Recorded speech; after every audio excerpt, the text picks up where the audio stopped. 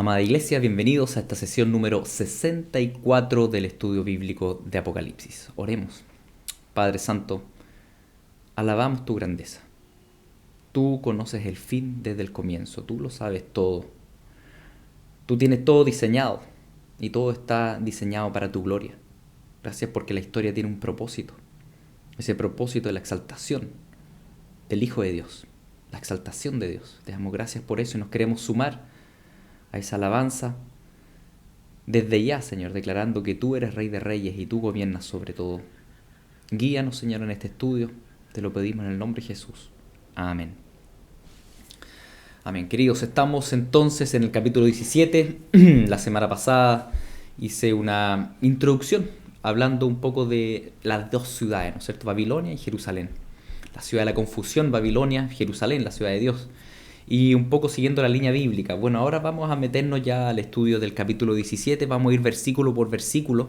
Y la verdad es que es un capítulo, bueno, como varios capítulos en Apocalipsis, bien complejo y que es súper postural.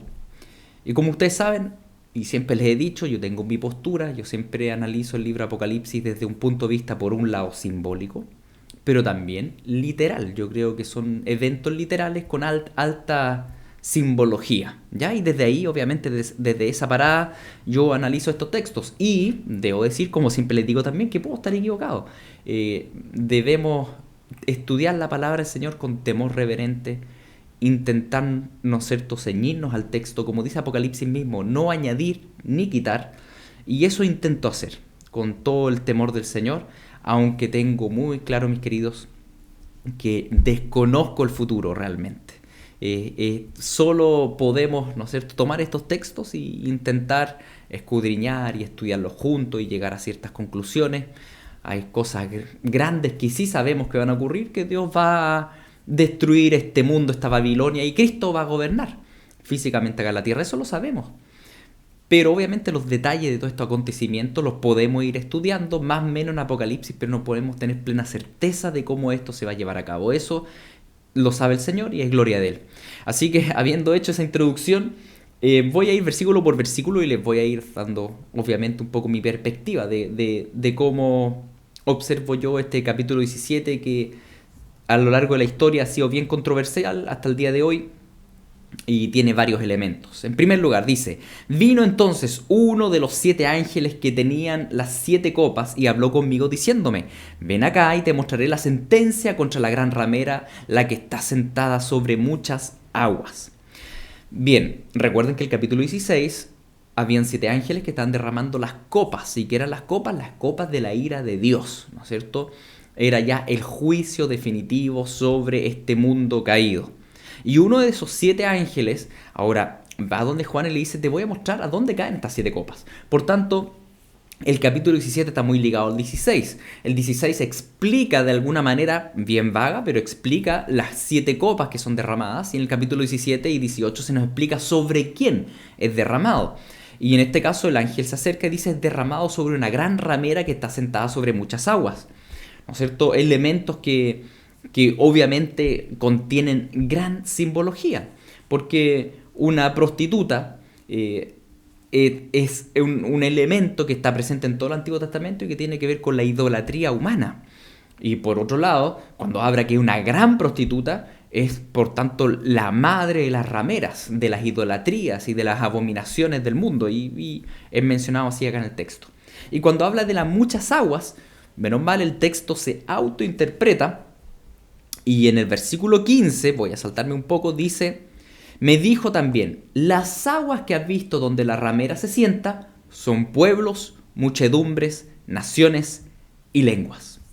Por tanto, esto, cuando dice esta ramera que está sentada sobre las aguas, ¿qué son esas aguas? Naciones, lenguas, muchedumbres, el mundo caído, las naciones del mundo. Y esta madre de las prostitutas está sobre todas las naciones, gobernando de alguna manera sobre todas las naciones. Vamos a ir un poco más rato a entender un poco más esto de la gran ramera. Y dice: con la cual han fornicado los reyes de la tierra, y los moradores de la tierra se han embriagado con el vino de su fornicación. La fornicación, el adulterio en la Biblia, ¿no es cierto?, es, por un lado, se refiere directamente a la inmoralidad sexual, pero también se refiere específicamente a la idolatría, al adorar algo que no sea el creador mismo, sino que las cosas creadas. Y esta gran ramera lleva a todas las naciones a caer en idolatría, en adorar cosas que no son Dios. Y con esa fornicación, dice, han fornicado todos los reyes de la tierra. Ha llegado, tiene una gran expansión. Llega a todos lados esta idolatría. Aquí hay obviamente un lenguaje que también es sacado de los profetas del Antiguo Testamento, como les decía. Son lenguajes que fueron muy utilizados. Por ejemplo, en Jeremías 51. Voy a ir a Jeremías 51 para que vean ahí la gran conexión. Por ejemplo, acá el versículo 6 y 7. Huid del medio de Babilonia, librad cada uno su vida, para que no perezcáis a causa de su maldad, porque el tiempo de venganza es de Jehová, de la dar su pago. Copa de oro fue Babilonia en la mano de Jehová, que embriagó a toda la tierra. De su vino bebieron los pueblos, se aturdieron por tanto las naciones. Fíjense cómo también Jeremías 51 habla de Babilonia y habla de que toda la tierra fue embriagada con el vino de Babilonia, con las idolatrías, con el ocultismo, con el paganismo y también con la opulencia de Babilonia. Por tanto, huyan de Babilonia, dice. Y bueno, esto también lo va a decir precisamente Apocalipsis 17-18. Huyan de Babilonia, le va a decir al pueblo de Dios. Entonces, este es un tema que es tomado de los profetas del Antiguo Testamento, donde existía literalmente Babilonia, y resulta que Babilonia finalmente sucumbió a lo largo de los siglos. No es que Babilonia fue destruido de una, Babilonia más bien fue abandonada, ¿ya? Y terminó siendo morada de chacales, como también fue profetizado acá por Jeremías y por Isaías y otros profetas. Eso pasó, pero resulta que Apocalipsis toma esto nuevamente y dice, no, Babilonia aún existe. Hay una Babilonia que es espiritual, hay un pueblo de la confusión, un reinado sobre las naciones que lleva a todo el mundo a idolatrar y a fornicar y a pecar contra Dios. Huyan de eso también. Entonces eso va a tomar Apocalipsis, estamos en el capítulo 17, y dice, y me llevó en el espíritu al desierto. El desierto es un lugar desolado. Ahí está esta mujer, dice, y vi a una mujer sentada sobre una bestia escarlata llena de nombres de blasfemia, que tenía 7 cabezas y 10 cuernos. Entonces esta mujer, esta ramera, él ve que está en un lugar desértico. Es decir, no trae prosperidad. Promete tal vez prosperidad, pero la verdad es que trae destrucción, trae desolación. Hay desierto donde gobierna la gran ramera. Hay desierto. Y dice que esta mujer estaba sentada sobre la bestia. Sobre una bestia. Una bestia que también ya fue mencionada en Apocalipsis 13, porque dice que es bastante similar. Dice, vi una mujer sentada sobre una bestia escarlata, llena de nombres de blasfemia, es decir, una bestia roja, llena de nombres blasfemos, y que tiene 7 cabezas y 10 cuernos. Y les recuerdo que tal cual es descrita la bestia en Apocalipsis 13, que lo hablamos por ahí por la sesión 50, estuvimos hablando de Apocalipsis 13. Voy a volver un poco al capítulo 13 para que recuerden estos los primeros versículos. Dice, me paré sobre la arena del mar y vi subir del mar una bestia que tenía 7 cabezas y 10 cuernos, y en sus cuernos 10 diademas, y sobre su cabeza un nombre blasfemo. Ven que pareciera ser, ¿no es cierto?, la misma bestia. De hecho está también presente el mar, que entonces sería la gente, las multitudes, el mundo caído, y de este mundo caído surge esta bestia, el sistema mundial de gobierno, que tiene 7 cabezas y 10 cuernos. Ya, y no sé si lo recuerdan, ahí lo pueden revisar, pero esta bestia era semejante a todos los imperios anteriores. Dice que era semejante a leopardo, con pies de oso, boca de león. El dragón hablaba. Y estuvimos hablando cómo esta bestia es este gobierno mundial maligno que va en contra de Cristo. Entonces tenemos a esta ramera que está sentada sobre este gobierno, sobre esta bestia, sobre este gobierno mundial. Y dice, entonces me llevó en el espíritu al desierto, vi a una mujer sentada sobre una bestia escarlata llena de nombres de blasfemia, que tenía 7 cabezas y 10 cuernos. Y la mujer estaba vestida de púrpura y escarlata. No solo rojo, escarlata, sino que también púrpura. Y adornada de oro, de piedras preciosas y de perlas. Y tenía en la mano un cáliz de oro lleno de abominaciones y de la inmundicia de su fornicación. Y en su frente un nombre escrito, un misterio: Babilonia la Grande, la madre de las rameras y de las abominaciones de la tierra. Vi a la mujer ebria de la sangre de los santos y de la sangre de los mártires de Jesús. Y cuando la vi, quedé asombrado con gran asombro. Bueno, Juan ya había visto la bestia, pero esta vez ve a esta ramera que está sentada, esta prostituta que está sentada sobre la bestia y queda muy asombrada. Y la verdad es que tiene varias características que él ve en esta visión. Características que a muchos han hecho pensar, reflexionar respecto a quién podría ser la gran ramera. Características como este vestido púrpura y escarlata, el adorno, ¿no es cierto?, toda la riqueza, la opulencia que tiene, el cáliz de oro, las inmundicias. Dice que es en realidad Babilonia la Grande, y que el martirio, ¿no es cierto?, es una mujer ebria de la sangre de los santos, lleva a cabo el martirio de los creyentes a lo largo de la historia. ¿Y quién podría ser? ¿Por dónde podría ir? Bueno, les cuento que históricamente la verdad es que los creyentes han pensado que la gran ramera es la institución católica, la Iglesia Católica. Y de este tema ya hablé un poco en la sesión 50, cuando estuvimos hablando del falso profeta, hablando de Apocalipsis 13. Y en general los reformadores, y de ahí en adelante, y tal vez también anterior a los reformadores, pensaban que esto tenía que ver con el papado y con el Vaticano. Cuando yo me refiero a esto de la Iglesia Católica como la gran ramera, obviamente refiriéndonos a la institución católica, que es distinto al católico común y corriente, al feligrés que va ahí a misa y que tal vez más de alguno de ellos realmente cree en Jesucristo y será salvo por medio de la fe, porque no es por obra. Pero refiriéndonos a la institución católica propiamente tal, los reformadores fueron muy tajantes en decir que ellos son la gran ramera, es decir, la institución católica, y que el papado es el anticristo. ¿Sí? Es algo que está incluso presente en las confesiones reformadas que se llevaron a cabo en el siglo XVII, en el siglo XVI, XVII, cuando se empezaron a hacer las confesiones. La famosa confesión de Westminster también lo dice, la confesión de Londres también dice que en realidad se identifica el papado de Roma con el anticristo. En lo personal, mi postura es que es bien pequeña porque es una postura personal. Yo identifico más el papado probablemente con el falso profeta, más que con la figura del anticristo, que una figura bien gobernante, de rey. Pero, quién sabe. Solamente históricamente lo relacionaron a la institución católica, porque la verdad es que tiene elementos que son asombrosamente bien parecidos. Por ejemplo, ¿quién se viste de púrpura y escarlata, como se dice acá? Les voy a mostrar acá esta imagen.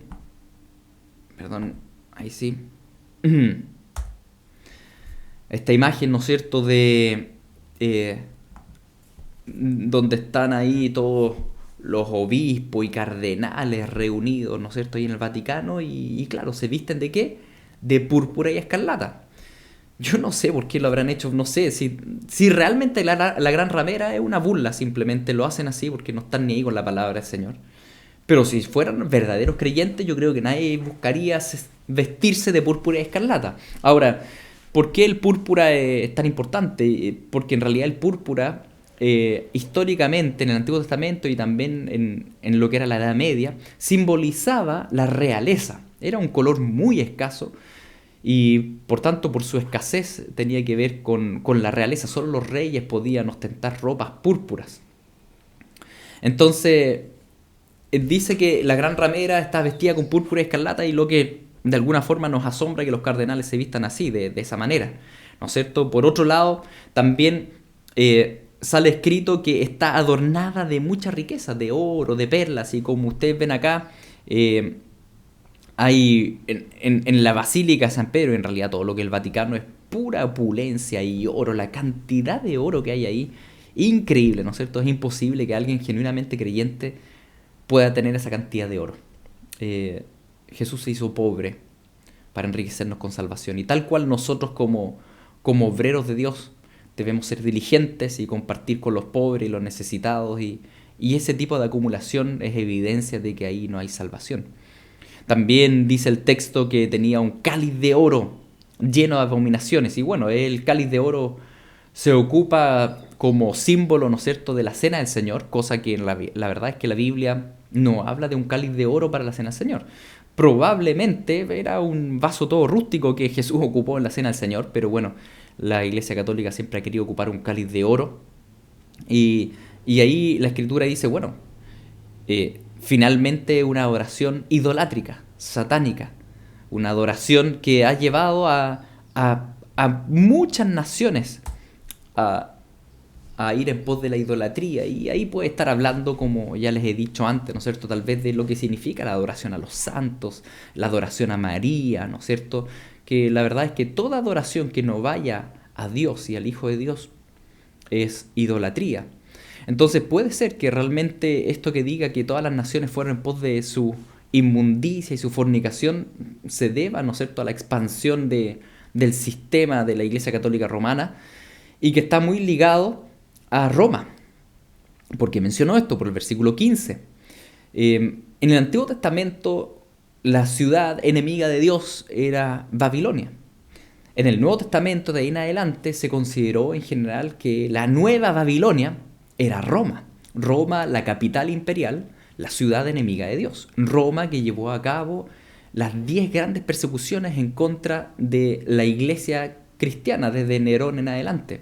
Persecuciones muy cruentas, donde, por ejemplo, parte de las cosas que hacían era freír a cristianos en sartenes gigantes, imagínense. Entonces, cuando la iglesia primitiva veía Roma, por un lado veía, sí, que había que predicar y evangelizar ahí. Por otro lado, también sabían que la persecución imperial era una persecución claramente del anticristo hacia ellos. Roma era, por tanto, la nueva Babilonia, y Roma sigue perseverando hasta hoy día en la figura del Vaticano gobernando sobre el mundo. Por eso el versículo 6 dice: vi a la mujer ebria de la sangre de los santos. La cantidad de martirios que se llevaron a cabo en los primeros 3 siglos fue realmente impresionante. Hay testimonios como el testimonio de Perpetua, que ustedes pueden buscar ahí, hay una biografía de Perpetua. Es tal vez el testimonio más antiguo de una creyente, una chiquilla de unos 25 años, que relata en una autobiografía su martirio. Es un documento bien cortito, de 8 páginas, y donde ustedes pueden ver lo cruenta que eran las persecuciones y lo firme que estaba el pueblo de Dios por el poder del Espíritu Santo. Ahora, eso no termina en el 4º siglo, cuando una vez que la religión cristiana se hace oficial en Roma, la verdad es que las persecuciones se siguieron llevando a cabo. Tenemos en el famoso libro Los Mártires, ¿no es cierto?, escrito por John Fox, por ahí por el siglo XVI, XVII, cuando él escribe, él relata la Inquisición que Roma lleva a cabo a lo largo de la Edad Media y sobre todo en la época de la Reforma, y vemos que realmente el Vaticano se manchó con sangre como ninguna institución del mundo. Muchos creen que esas inquisiciones se siguen llevando a cabo hasta el siglo XX, a través de distintas instancias, tal vez teniendo una relación con el comunismo y tantas cosas que desconocemos, pero pareciera ser que realmente puede ser que el Vaticano esté detrás de mucha sangre de mártires, si no toda. Dice que la mujer estaba ebria de sangre de los santos y que tenía en su frente entonces este nombre que dice un misterio, Babilonia la Grande. Y eso nos recuerda el texto de 2 Tesalonicenses, que habla de este misterio de iniquidad. No sé si se acuerdan del texto, se los voy a leer.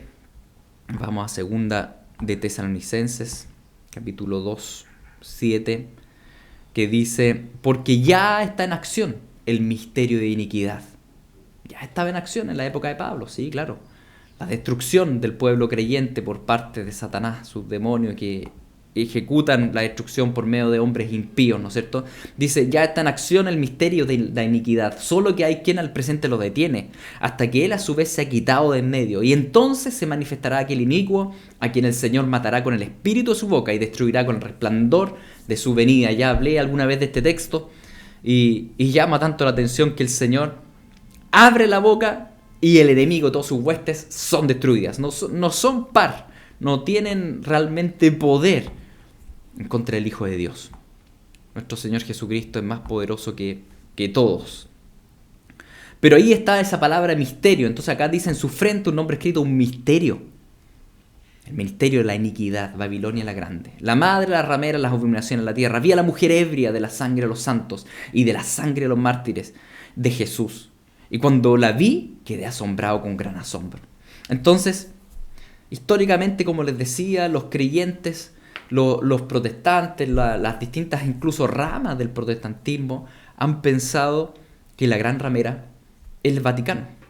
Y bueno, no solo por lo que sale en estos versículos que acabamos de leer, la verdad es que por varios versículos más que aparecen. Por ejemplo, el versículo 18 dice, la mujer que has visto es la gran ciudad que reina sobre los reyes de la tierra. Es decir, esta mujer es una ciudad.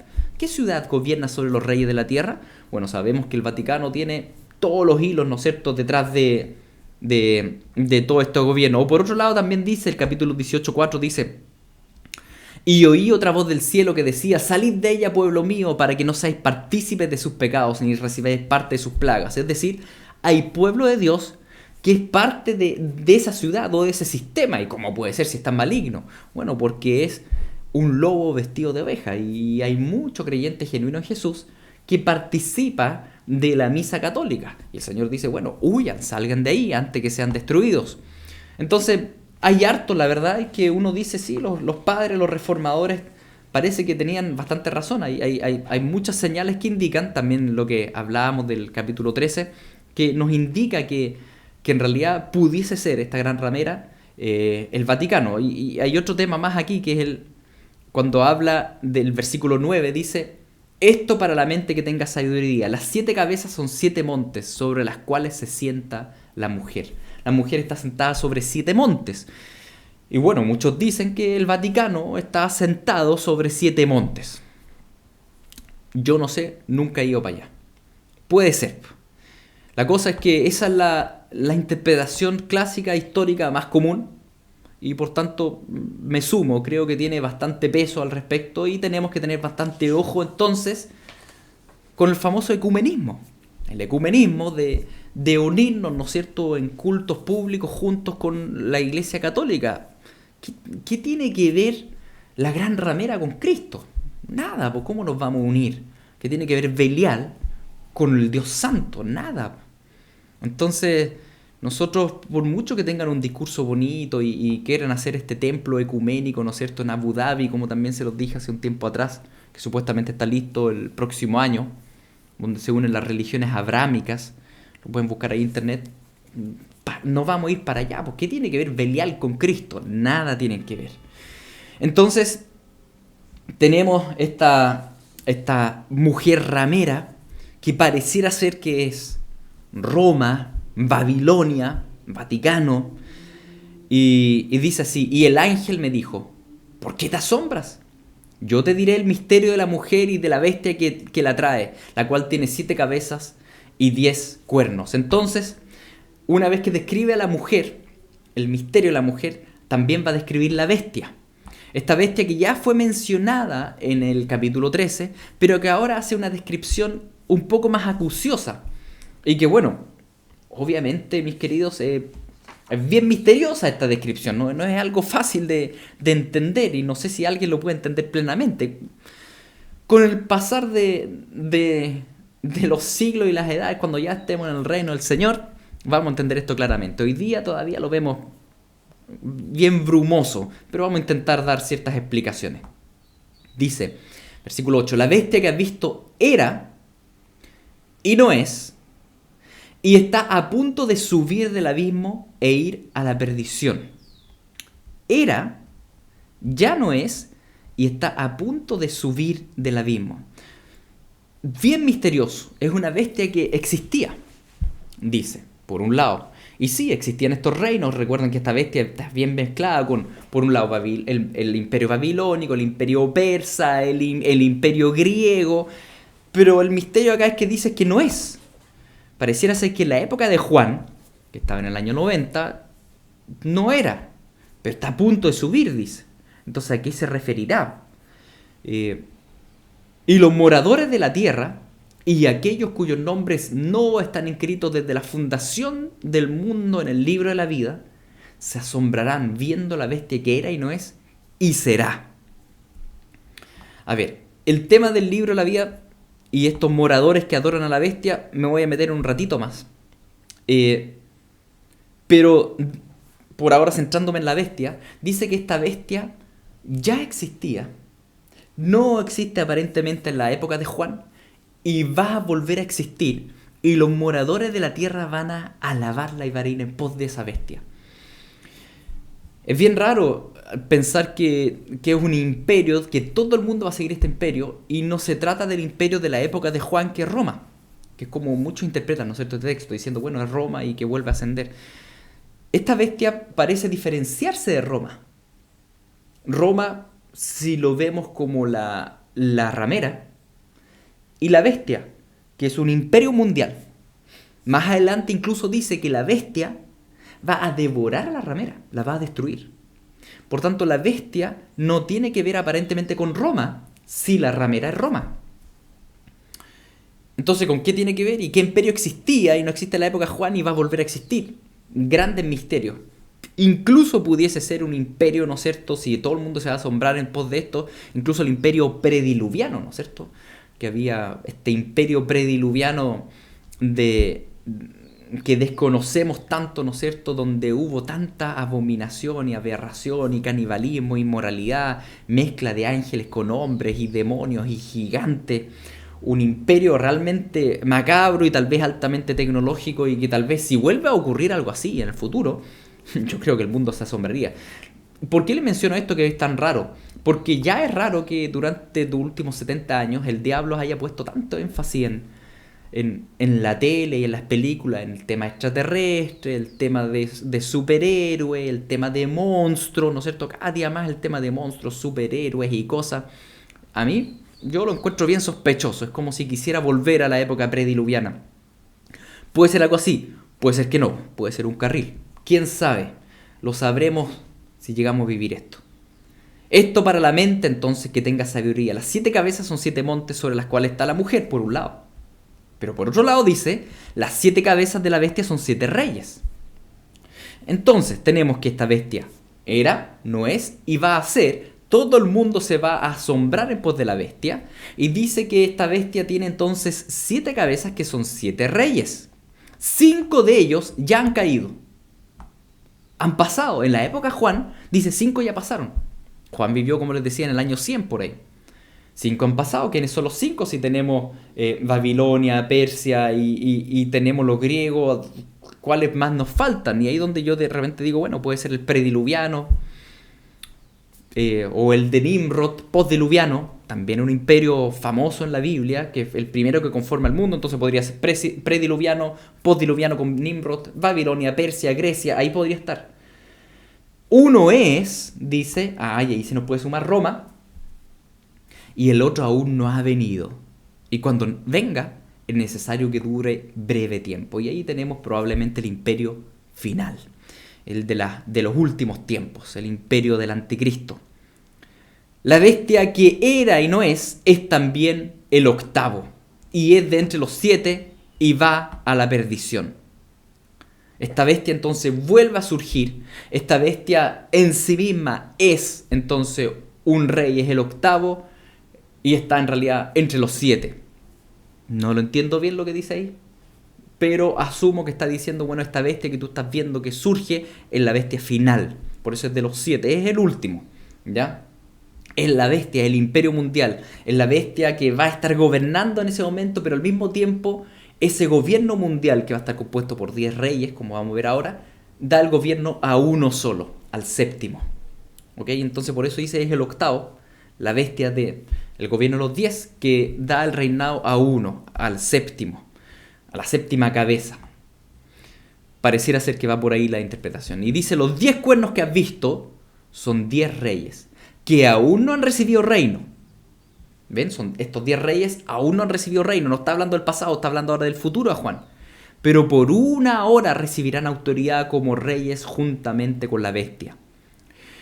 Entonces, recapitulando hasta aquí, Juan ve una bestia. Sobre ella ve a la gran ramera. La gran ramera pareciera ser que está, de alguna forma indica lo que iba a ser el Vaticano y la destrucción y la persecución de la iglesia, de los mártires, siendo una falsa iglesia. Por otro lado, la bestia, el imperio gubernamental mundial, que en la época de Juan dice aún no está, pero va a surgir. Y claro, es el imperio de la bestia final, el imperio del anticristo, un gobierno mundial compuesto por 10 reyes y que va a dar el trono a un rey, al anticristo. Estos 10 reyes, una bestia que aparentemente en la época de Juan no existía, pero antes existía, tal vez ligado al mundo prediluviano. Y que ahora vuelve a surgir entonces esta bestia y tiene 10 reyes. Y de estos tienen un mismo propósito. Entregarán su poder y su autoridad a la bestia. Y recuerden que el capítulo 13 interpretaba a la bestia también como la figura del anticristo mismo, este gobernador final, que dice acá va a gobernar breve, 1 hora. Es necesario que gobierne, pero el Señor va a cortar su tiempo, porque va a ser un imperio muy maligno, muy macabro. Ahora, yo sé, como les decía, que muchos interpretan estos versículos que son bien oscuros como algo meramente simbólico o histórico del pasado. Yo la verdad lo interpreto, sí, como algo altamente simbólico, pero literal de algo que va a acontecer. Yo realmente creo que ante la venida del Señor va a haber un imperio mundial que está compuesto va a estar compuesto por 10 segmentos y reyes en el mundo y que va a haber una figura, el anticristo, y que va a estar junto a él el falso profeta. Yo lo interpreto más literal y bueno, llama mucho la atención, queridos, lo que ha pasado los últimos 10 años, la cantidad de cosas raras que han surgido y que dan mucho para pensar en la literalidad de esto, en la literalidad. Y, a ver, mostrándoles un par de cosas. Por ejemplo, misteriosamente surgió hace 10 años atrás, el 2009, esta moneda. Ustedes lo pueden buscar ahí bajo el nombre New World Order Silver Coin, como ustedes ven allá arriba. Nadie sabe quién hizo la moneda. Me parece, puede ser un fake, ¿no es cierto? O sea, la moneda existe y de hecho ustedes pueden buscarla en internet y pueden comprar una de estas monedas. Andan circulando en el mundo, nadie sabe quién la hizo, ese es el tema. Son monedas de plata, pero si ustedes se dan cuenta lo que sale ahí, por un lado, bueno, la típica pirámide maligna, Babel, ¿sí? Esta pirámide con el ojo arriba, Babilonia, confusión. Pero al otro lado, en el reverso, aparecen estas un mundo dividido en 10 regiones. Miren qué interesante. Y arriba dice 10 World Regions, 10 regiones del mundo. Hay un mundo donde ustedes ven ahí entonces 10 regiones.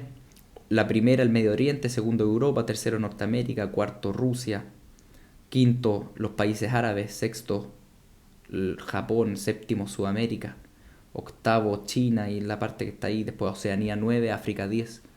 ¿Quién la hizo? No sé.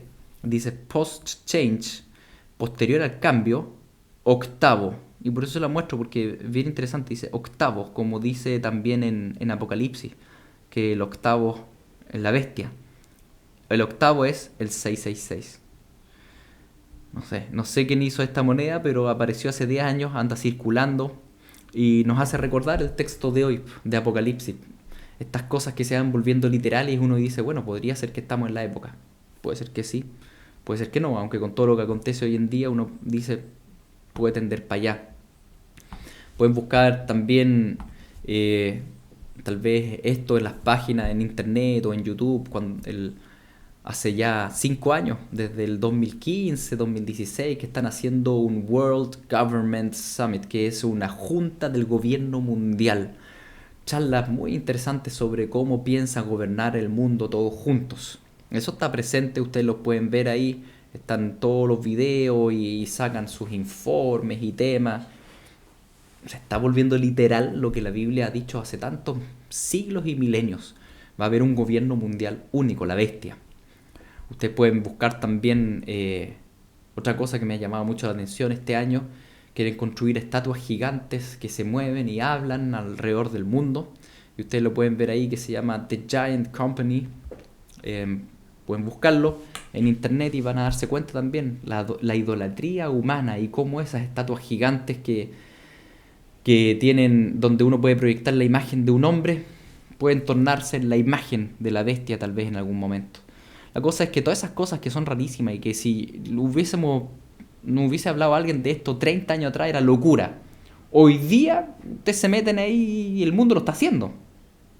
Entonces, todo eso me hace pensar, ¿por qué no pensar en un apocalipsis literal?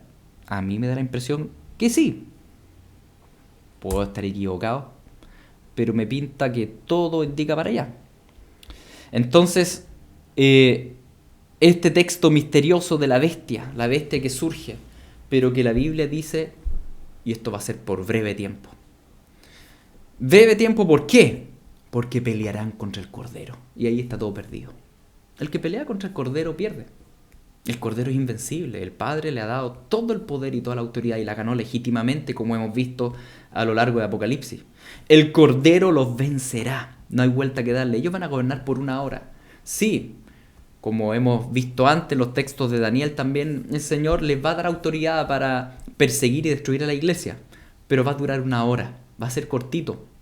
Pelearán contra el Cordero y el Cordero los vencerá. Porque Él es Señor de señores y Rey de reyes. Y los que están con Él son llamados y elegidos y fieles. ¿Quién está con Cristo?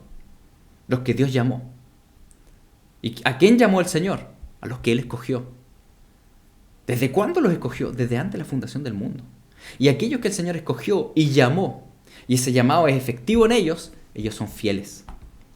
El que es del Señor va a perseverar hasta el fin. Así que si tú tienes al Espíritu Santo, el sello de Dios, no tengas miedo, porque tú vas a ser fiel. ¿Por qué vas a ser fiel? Porque Dios te escogió para eso. Y Dios te llamó para eso. Los que están con el Cordero son llamados y elegidos y fieles. Si tú crees en Jesucristo, tú estás con Él y tú vas a llegar a la meta. Persevera en Él. Y fíjense cómo esto, por un lado están estos llamados elegidos y fieles, y cómo contrasta con lo que leímos en el versículo 8. Por otro lado, están aquellos cuyos nombres no están escritos desde la fundación del mundo en el libro de la vida. Desde la fundación del mundo. ¿Y de quién está hablando? Dice de aquellos que se van a asombrar de la bestia que va a surgir. Es decir, está hablando de los pobladores de la tierra del final de los tiempos. Aquellos pobladores de la tierra que están en los últimos tiempos. Pero dice que sus nombres no están escritos desde la fundación del mundo. Es decir, el Señor desde la fundación del mundo sabe a quién escogió y a quién no escogió. Desde la fundación del mundo, Él sabe a quién va a llamar y a quién no va a llamar, porque Él todo lo sabe.